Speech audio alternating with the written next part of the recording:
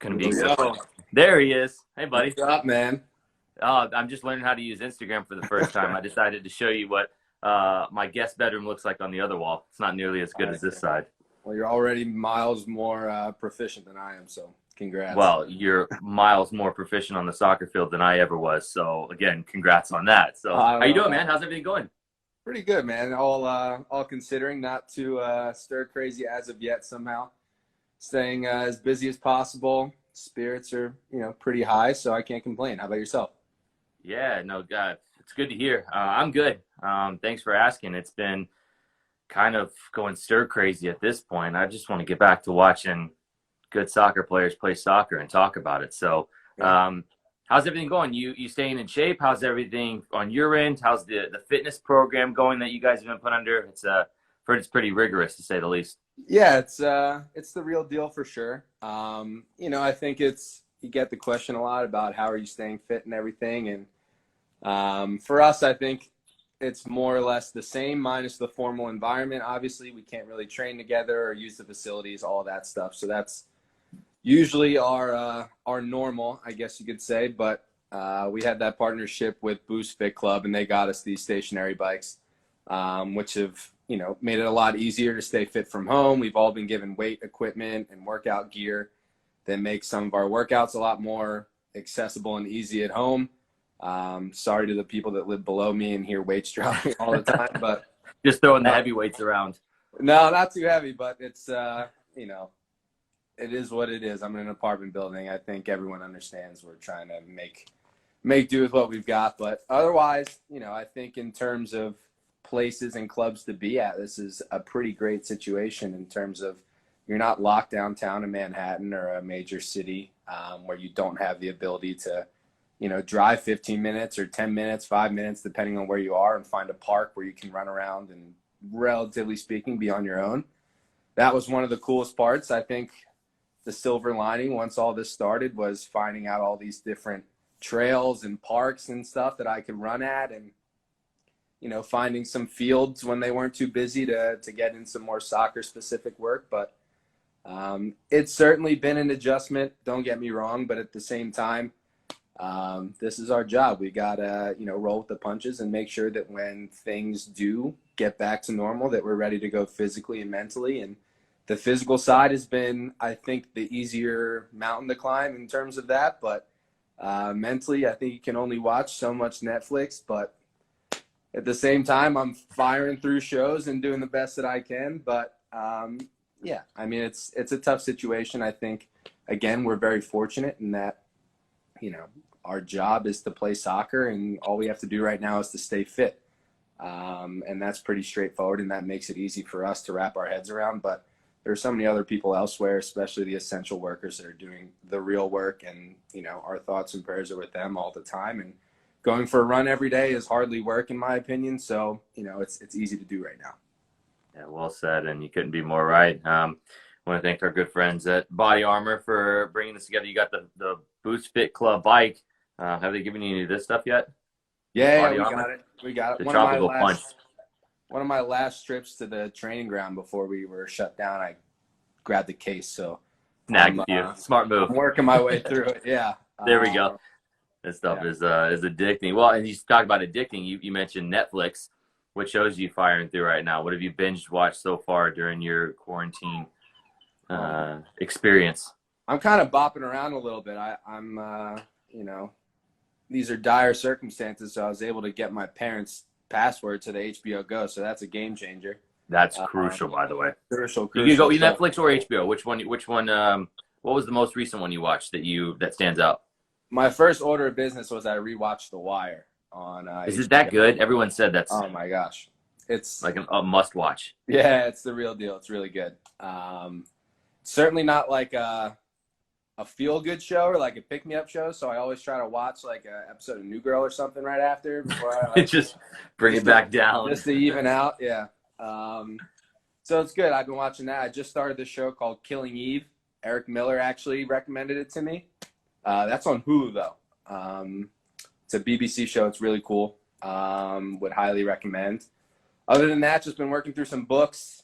Ended up buying a guitar, trying to teach not teach myself. I'm following this app, trying to do that. I figured out that soccer players don't really have the best hand-eye, or at least it fades No. after a while. So No, we it's don't. been sort of depressing to figure that out, and it's been kind of frustrating, but it'll be cool. I mean, you don't really have time to do it otherwise, so I'm figuring this is a good time to do it. Can you play anything at all? I don't know. Like, what's the first thing you learn that you can be like, yeah, I can kind of play that? I don't know. I think that the app is called Musician. I'm not plugging it.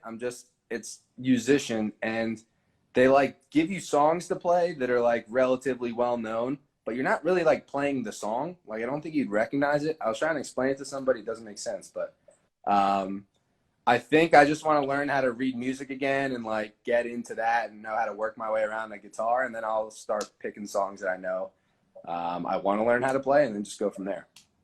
All right, there we go. Well, next time we get you back on, we want a hopefully full rendition of a song. And while you've been kind of giving us an update of what's going on, we got a lot of people dropping in, saying hello.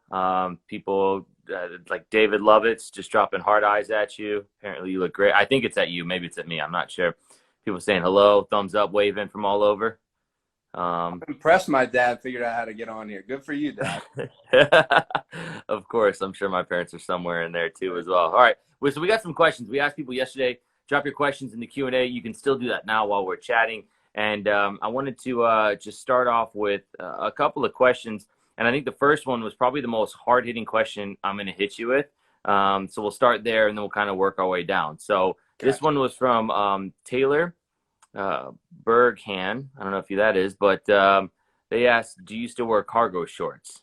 Oh, man. I know who this is, and no, I don't. I had a very traumatic experience, one of my first parties in college. That's a good one. Yeah, I wore cargo shorts to a party, and they were promptly taken off of me by the seniors. And I was going commando the whole rest of the time. So, well, there we go. I mean, yeah, I told you we were going to start with the hard-hitting stuff first, and now so we're the just going answer to is work no. our way I don't down. have them. I learned my lesson the hard way. Okay, well, you know what? Let's go from a not good memory to something that should stand out to you. What's the best pun based on your last name you've heard? Oh, man. Well, pick me up here. This is from Jay Wigdon. I think it was pretty interesting. In Montreal, the fans would sing that Icona pop song, I Don't Care. I love it, but they would say, I love it. There we go. I That's thought good. that was pretty clever, and, that was a pick-me-up for sure. That's good. That's good.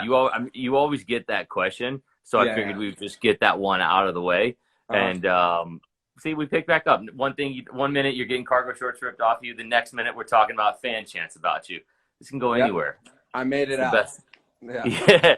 And you, speaking of made it out, you've got an Elon representing there. You made it out of Elon. I'm a Carolina Chapel Hill guy, so we kind of with Elon, they're like the little brother.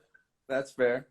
When I was there, we never played you guys in the regular season. Actually, did you guys play in the tournament against Carolina? No, we always had to go to Coastal Carolina. It was terrible. They bounced us twice from the tournament. It was depressing.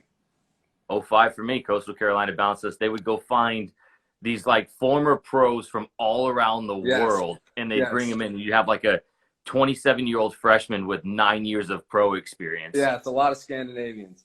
A lot of it. Yeah, it was Joseph Nguyen was there. You remember that name from back in the day? Yeah.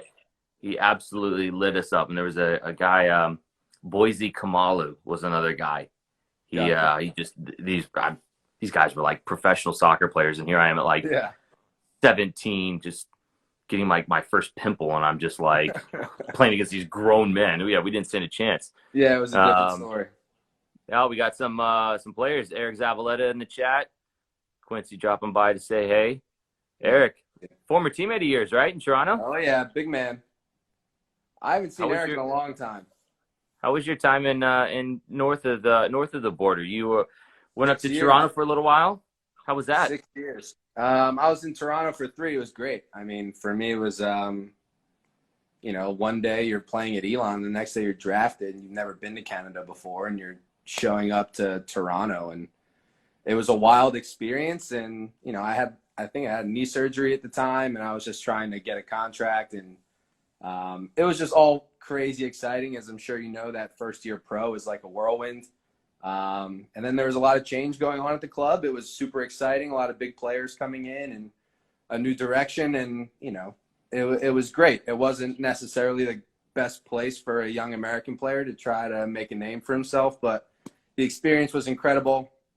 Obviously, I loved living in Toronto. It was an awesome city. The transition was super easy for me. And the club was really, really well put together. I didn't, really need anything else other than playing time, obviously, which prompted my move to Montreal.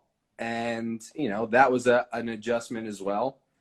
Still Canada, but a really, really different culture. Really, I heard there's a crazy story in there about you getting to Montreal and in a preseason and everything like that. Like, kind of, if you don't mind, dive deeper into that, because I've heard it a little bit, but I want to hear it from you. Yeah, I think that it was 2016, and with Toronto, we went to MLS Cup. Interestingly enough, Eric Zavaleta, we had his bachelor party canceled because we went to MLS Cup. So we were like, we got to win this.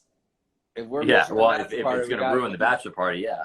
So we lost in penalties, but then we had the wedding like 2-3 days later, which was, a nice wrap up to the year on a positive note. But it was clear I wasn't coming back. I still had an option with Toronto, but we were pretty set on me moving on and trying to find something new. And I heard that there was some interest elsewhere, but it hadn't really materialized yet in the form of like a preseason invite, so to speak. So kind of got a call from my agent on a Sunday night that said I had a flight in the morning on Monday to Heathrow in London.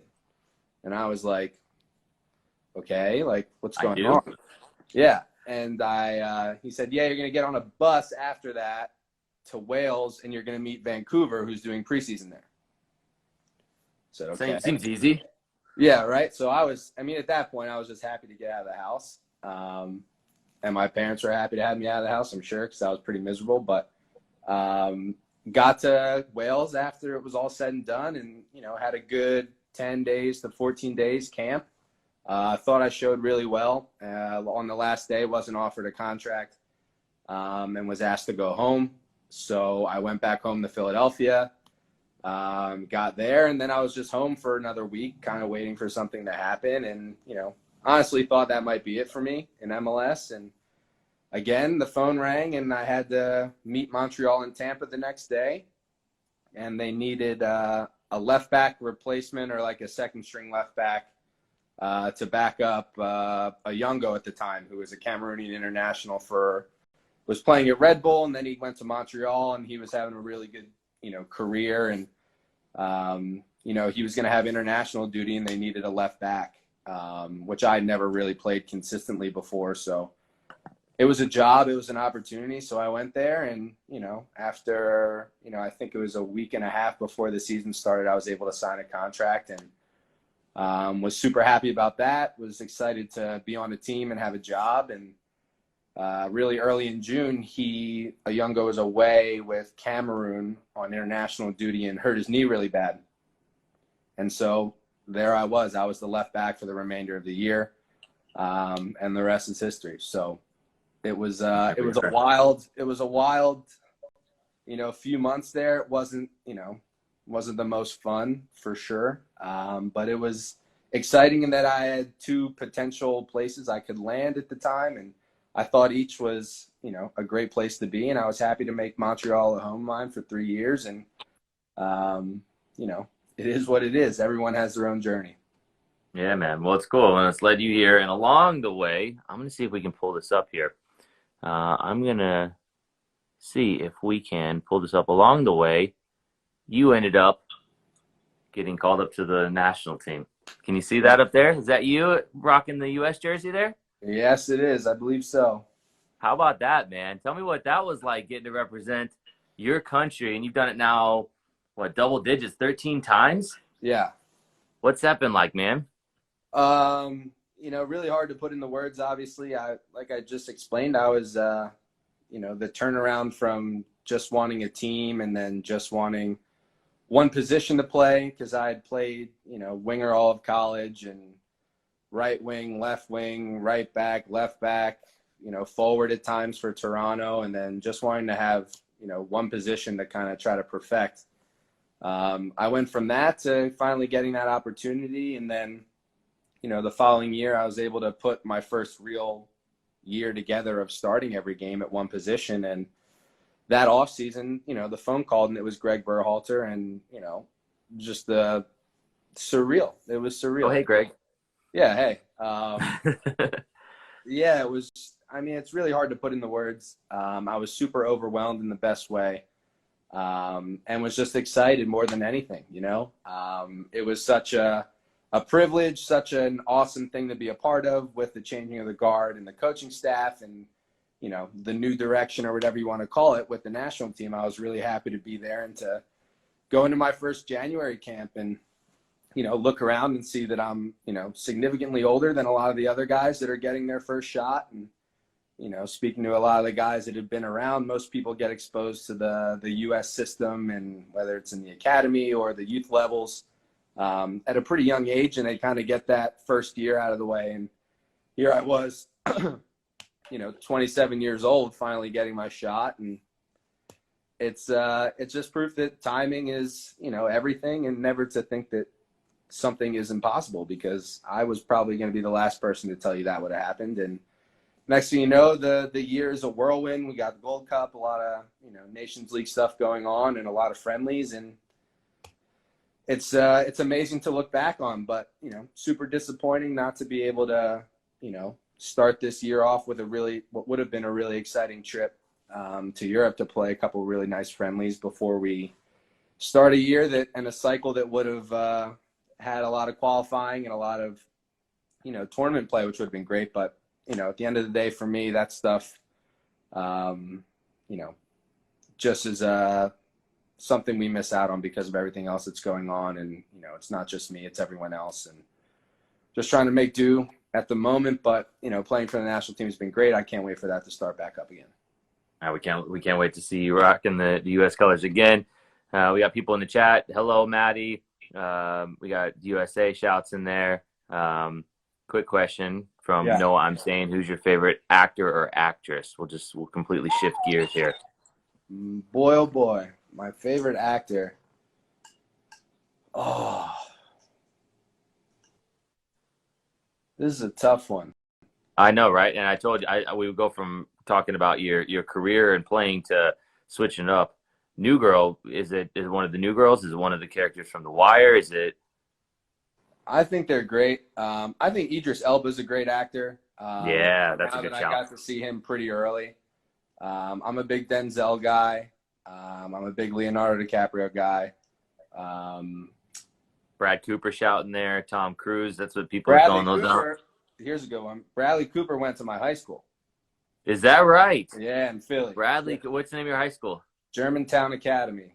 There we go. Bradley Cooper, Germantown's second biggest alumnus to come out of there. I think they've graduated a pretty impressive list of people, so I think I'm pretty far down there. But, yeah, really cool. He's an Eagles fan, too, which is nice. I've been one of my favorite shows is Peaky Blinders, and Cillian Murphy is the lead in that. He's a really good actor. Yeah, actress. Oh, man. There's so many. This is a hard question. I mean, you're right. We can sit on it if we sit on it. We'll sit on it. Okay, we'll sit on it there. So we've got a couple of your players and a couple former players in there saying hello. Let's see. Quincy wants me to ask you. He asked me 3 times to ask you what did you learn from Ken while in Montreal? So Ken.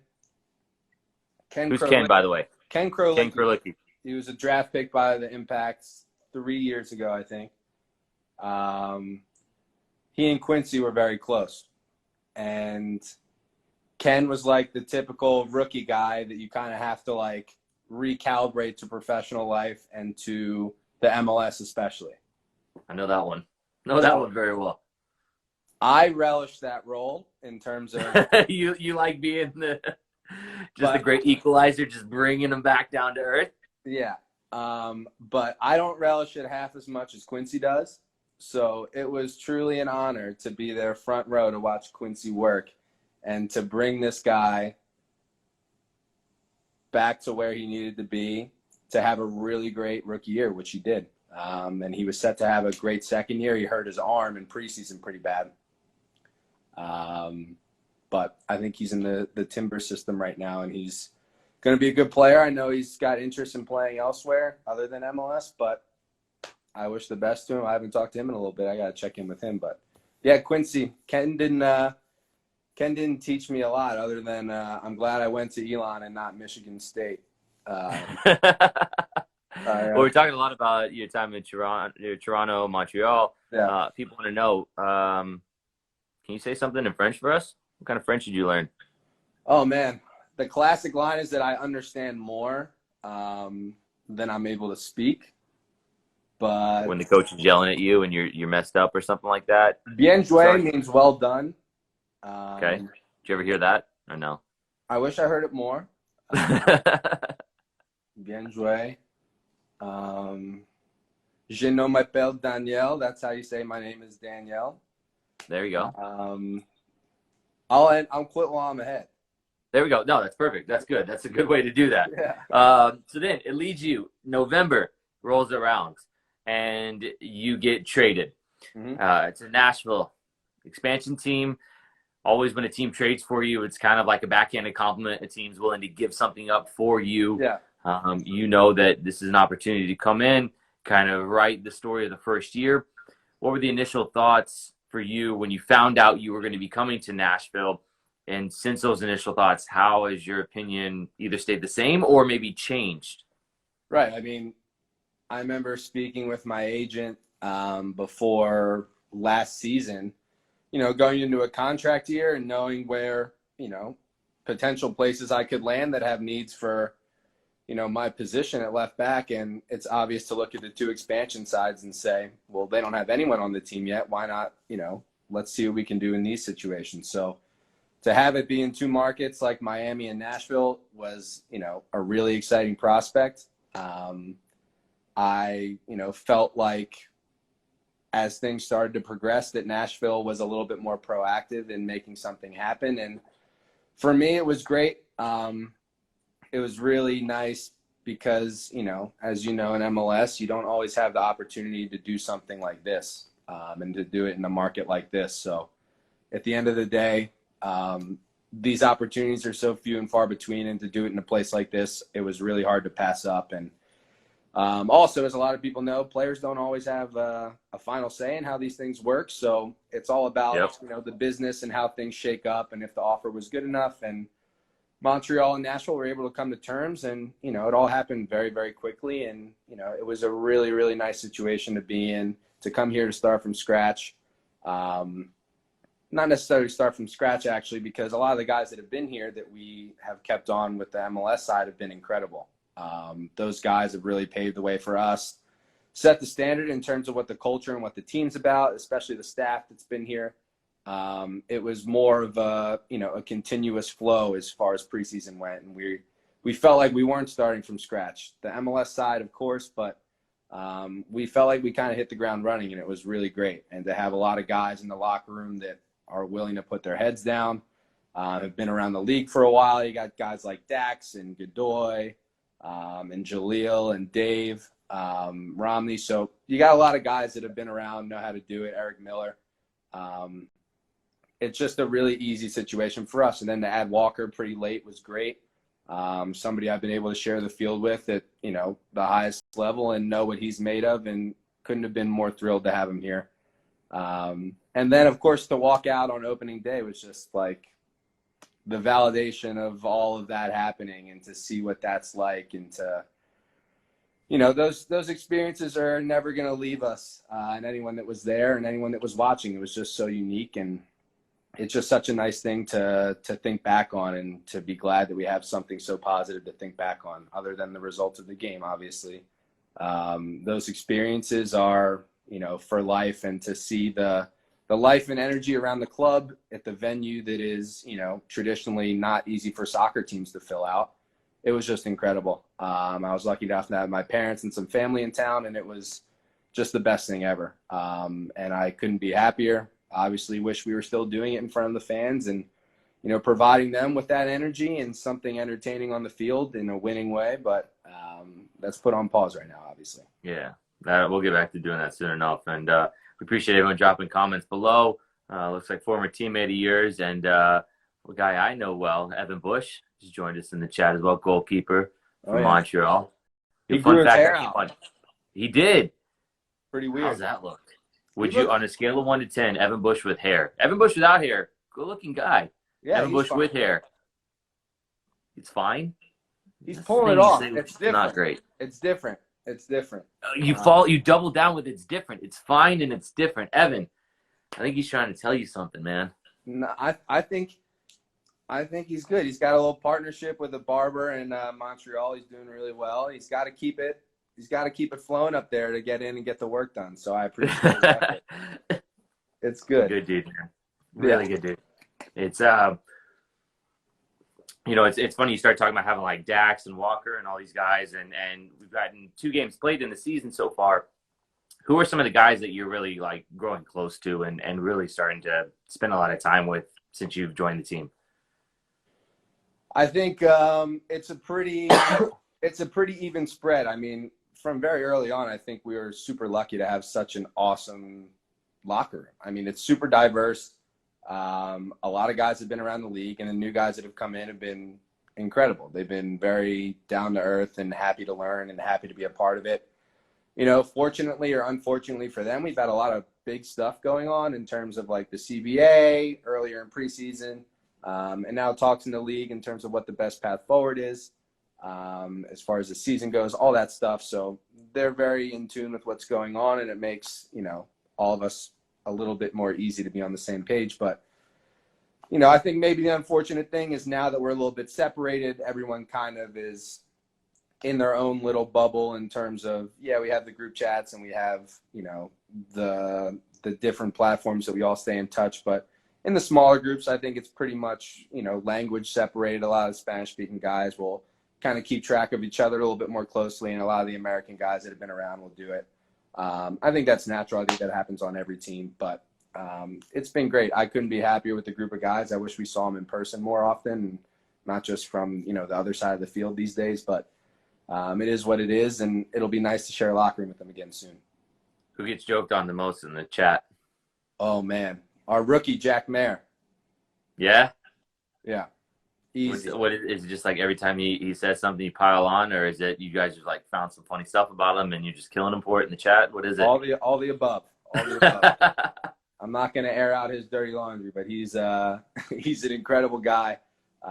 Sucks for him. This is kind of what's going on in his rookie year, but I think he's going to be fine. I think he's a guy that has all the right things upstairs. It's just about getting used to pro life, and this isn't exactly it. And hopefully we can, get back to normal, like I keep saying, pretty soon, and, get guys on the field and get minutes. Yeah, that's a good point. Any rookie going through this year, they're going to be like, it's all easy it's all downhill from here for the rest of your career. Dan, we appreciate your time. I'll give you one more question before we go. This one, it's pretty, you can go whichever way you want with this one. What's your favorite part of Nashville so far? This one from S. Thomas 13. Oh, man. I keep telling people we were here for like 2 weeks before all this happened. So it's pretty crazy. I haven't really been out and about so much. Obviously, I've, walked around Broadway. See, that's pretty cool. All the bars, restaurants, stuff going on there. For me, I think the coolest part is, how, spread out the city is. It's not like a really downtown city where everything happens.